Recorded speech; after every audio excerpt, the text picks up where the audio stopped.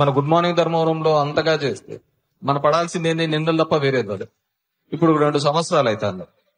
నీ good morning ధర్మంలో సందర్భంలో తీసినప్పుడు అంతా కబ్జాలు చేస్తానని చెప్పి 2 ఏళ్ళు అయింది.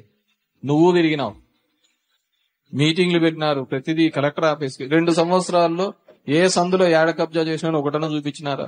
మనకు మంచి జరగబోగా దరిద్రం ఈ కూతులన్నీ ఈ గాడిదలతో పడాల్సింది. మంచితనంతో వచ్చే భక్తి కంటే భయంతో ఉండే భక్తి చాలా లాంగ్ లాస్టింగ్ ఉంటుంది. ఖచ్చితంగా అది కేతిరెడ్డి 3.0లో చూపించబోతున్నాం. అది ఎందుకంటే నాకేమి పెద్ద మోజులు గీజులు అన్నీ అయిపోయినాయి పొలిటికల్ సిస్టమ్ మీద అంతా. నెక్స్ట్ కేవలం ఎమ్మెల్యే కావాలనుకునే కేవలం దానికోసమే తప్ప వేరేది ఏ కారణమో లేదు. కొన్ని సర్దుకపోతే చాలా ఇబ్బంది పడతా ఉంటాం. మామూలుగా మనం చూస్తూ ఉంటాం, గోడ వంగింది కదా అని మనం అట్లే వదిలేసినాం అనుకో, పడుతుంది మీదే. దాన్ని సరిగా చేసి ప్లాస్టరింగ్ చేసి నీట్ కడితేనే 10 కాలాలు భద్రంగా ఉంటది. అది నేను భద్రపరిచే బాధ్యత నాది. అది ఎట్లా భద్రపరుస్తానో, కాంక్రీట్ వేస్తానా లేకుంటే ఇంకోటి వేస్తానా మీరు వచ్చే 3 సంవత్సరాల తర్వాత చూడండి.